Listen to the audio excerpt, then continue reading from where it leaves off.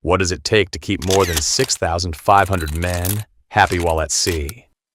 Perhaps the homey feeling of buying groceries can make a big morale difference. This is exactly what the United States has been doing, with the world's largest supermarket at sea operating like a 24-hour convenience store. But exactly how does this work? How is it restocked?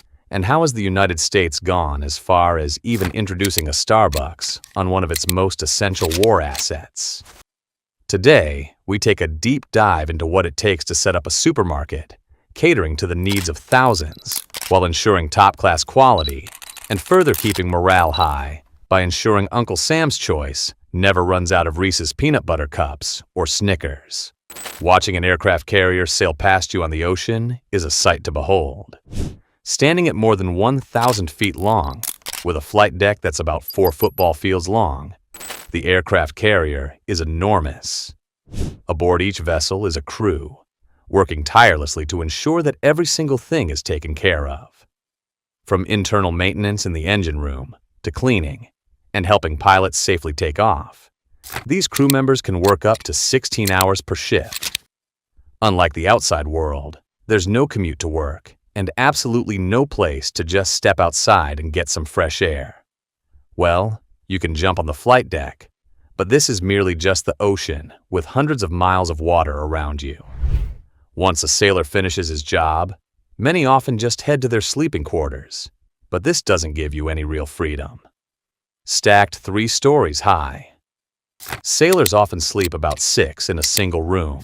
It is barely big enough for all your personal belongings, but still must work to accommodate the more than 6,000 sailors on board. Aside from the luxury snack items you pack before the trip, the only real food you get is often 3 meals you are fed each day.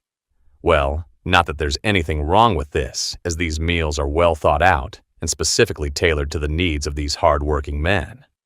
But nothing beats the guilty pleasure moments of enjoying that perfect Reese's peanut butter cup when you return from a hard day down in the boiler room. Fortunately, the United States Navy has got this sorted and included perhaps the biggest portable supermarket drifting across the ocean and giving U.S. naval personnel access to all their favorite treats. Despite it never being the size of a Walmart, these supermarkets are extremely popular, and they offer sailors a host of snacks and some of their favorite American goods. Forgot your toothpaste? No problem. Just hop inside the store to stock up. What about those long shifts? Well, you have hundreds of energy drinks to choose from, and if your headphones might have fallen overboard when the F-18 took off from the flight deck, the local carrier supermarket will have you covered.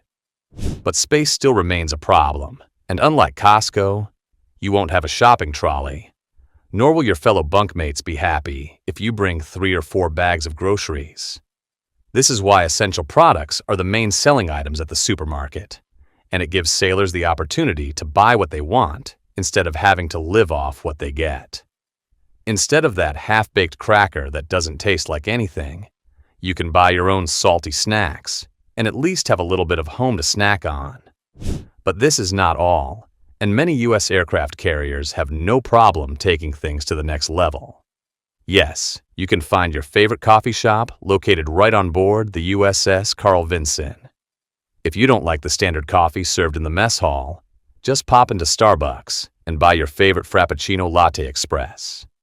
Each person aboard this incredible piece of engineering can find themselves eating whatever it is they are used to buying back at home. Well, at least most of it. It has had an incredible effect on the overall morale of sailors, allowing each one of them to feel like they are still on U.S. soil, even when traversing the hostile waters of the Taiwan Sea. So, the big question is, what does such a supermarket aboard one of the biggest naval vessels even look like?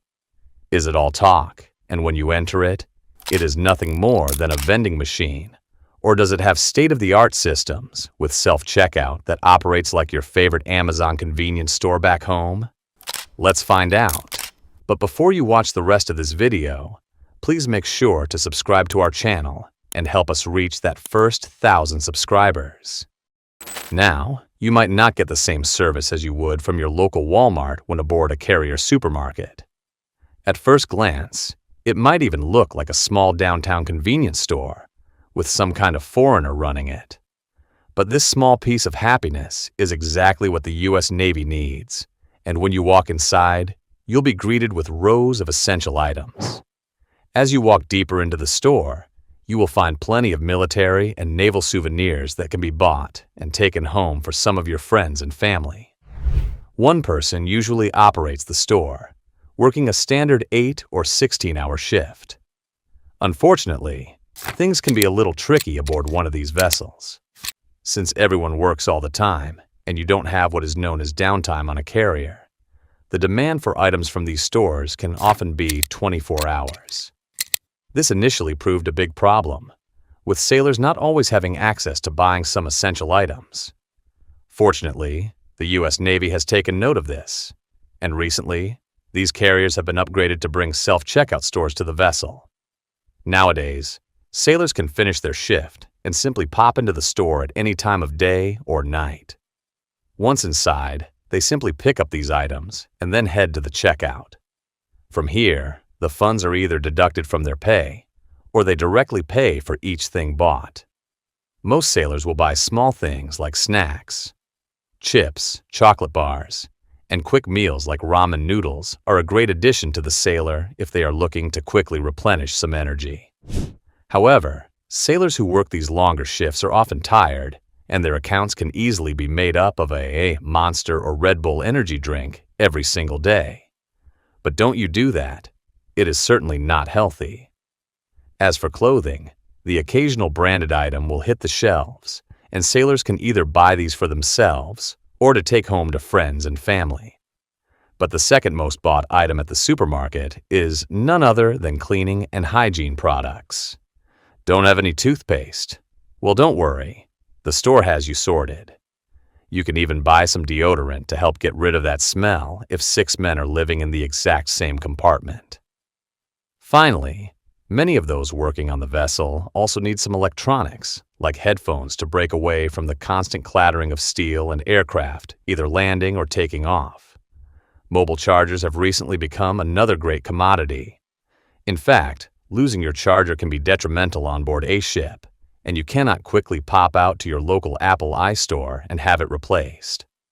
But even though not real food items like meat or fresh veggies are available in the store, it is still absolutely essential that every product is kept fresh. And with more than 6,000 sailors, you can bet that these items don't last very long. So, what happens when the supermarket runs out? And how is it essentially restocked to keep the morale of sailors as high as possible? Unfortunately, there is no weekly supply truck delivering new goods, nor can you just quickly call in someone to bring you something. These ships need to make do with what they have. But the United States knows that keeping a strong Navy also means keeping those on board happy and giving them a fully stocked store is exactly what you need. So, once every couple of weeks, the Navy does what is called resupply missions. Yes, a different ship is deployed with only a single mission, and this mission is quite simple. Resupply the aircraft carrier. Yes, a cargo ship departs from some facility close to where the carrier is stationed. It is also fully armed and ready to defend itself, but it will meet up with the aircraft carrier at predetermined coordinates. From here, supplies are packed onto the vessel, and it will be distributed to the store for sale. Unrep or underway. Replenishment, as the Navy calls it, is a high-stakes mission. The supply vessels don't simply stop next to the aircraft carrier to reload. In fact, it sails next to it before high-tension cables are thrown over to the carrier. These cables are then used to transfer most of the supplies. But one wrong move and everything can be lost in the ocean. To deal with those somewhat heavier items, the Navy relies on helicopters. Yes, the supply ship might not carry any, but most U.S. aircraft carriers have an air wing, which is responsible for defending the ship when needed. However, times of resupply, and especially heavier items such as ammunition and military equipment, need something stronger than a cable. This is why the Navy uses these helicopters to then buckle down and simply pick up these items and transfer them across.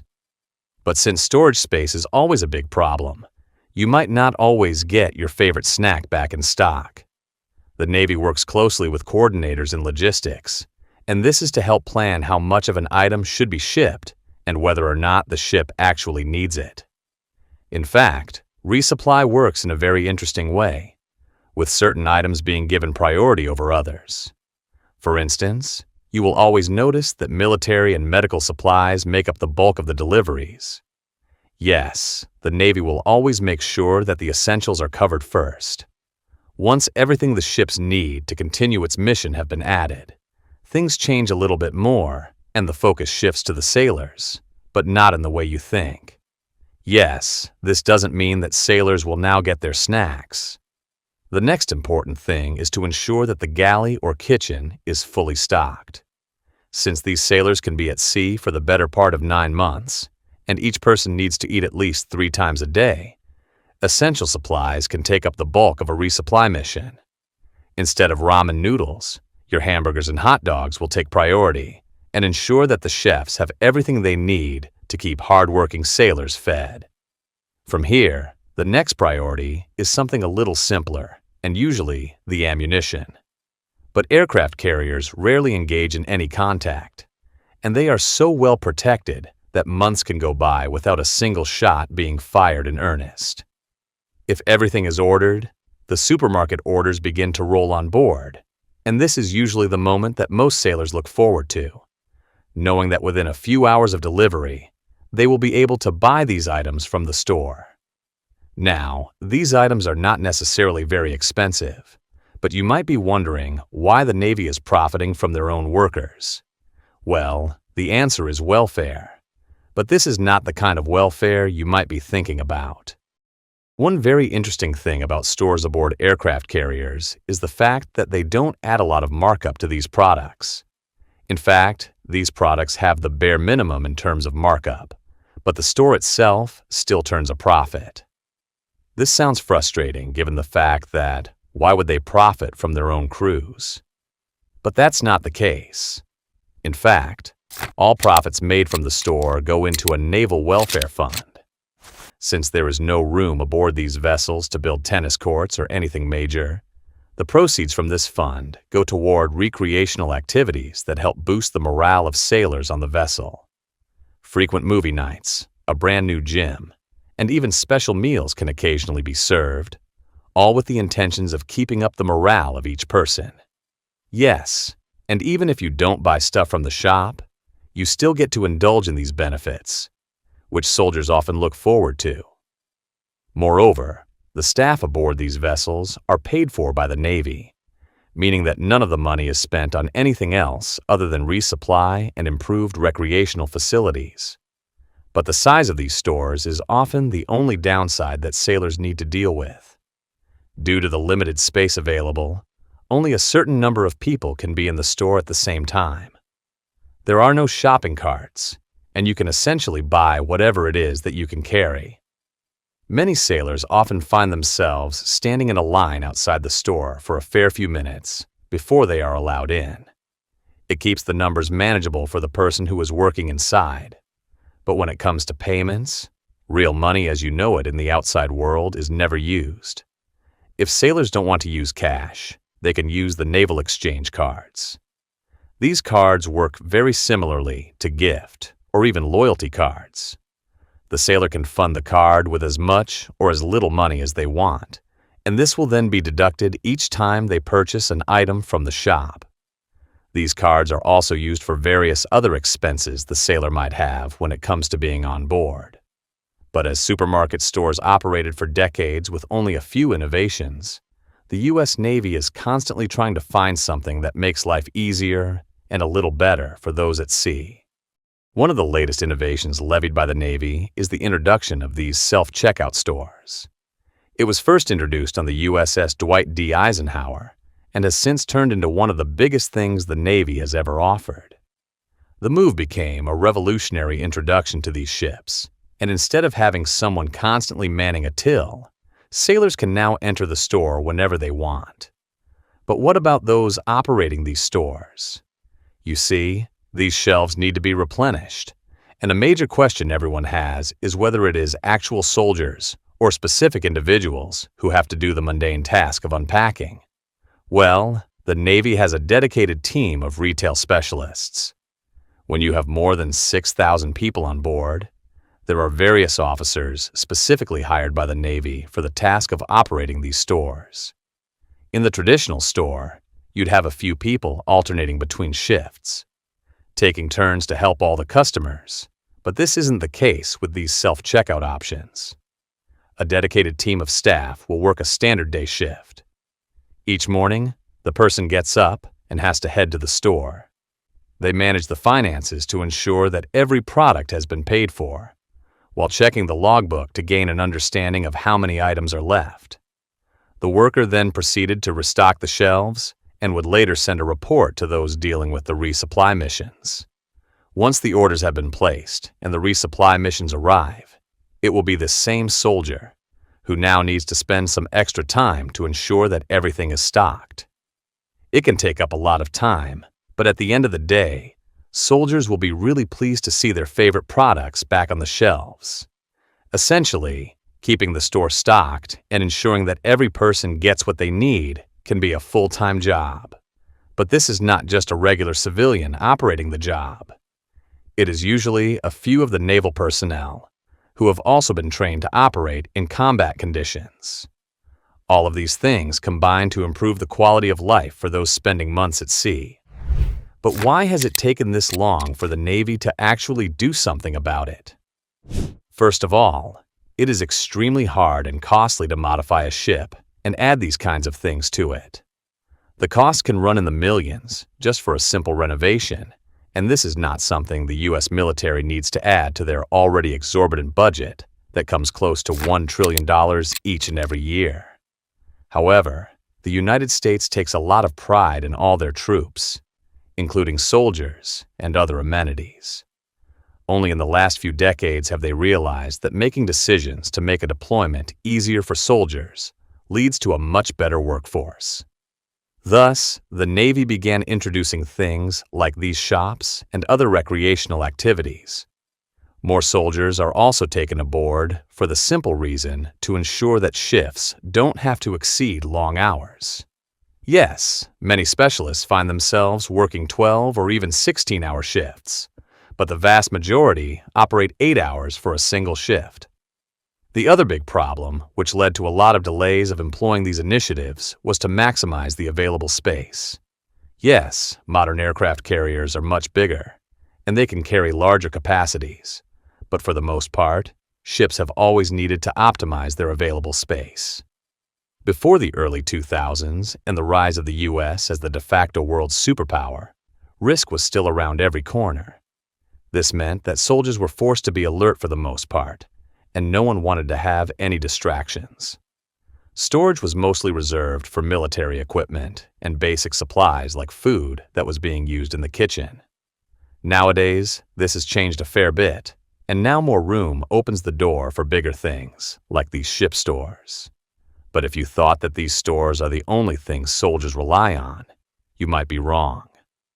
Inside the vessel is the galley, a place where culinary specialists operate 24 hours a day in shifts to feed the 6,000 people on board at least 3 times every single day.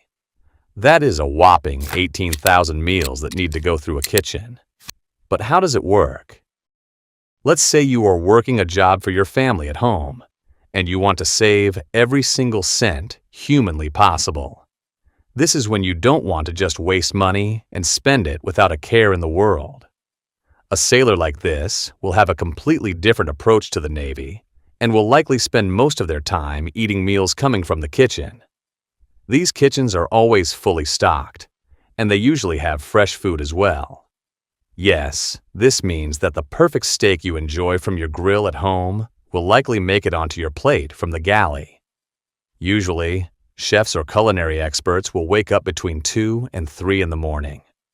Once they have finished getting ready, they must reach the kitchen as soon as possible. It is usually 2 or 3 people at a time who work in shifts and as a team. Each cook will have their own responsibility, with food preparation starting as early as 3:30 a.m. By the time the morning shift wakes up, the mess hall will be flooded with thousands of hungry sailors. Some might opt for a quick trip to the supermarket for a snack, but most want to have a decent meal. Food is generally packed out in a buffet style, with soldiers being able to choose what they'd like to eat. Each sailor will finish their meal before attending their shift, but this doesn't mean the work is over for those in the kitchens.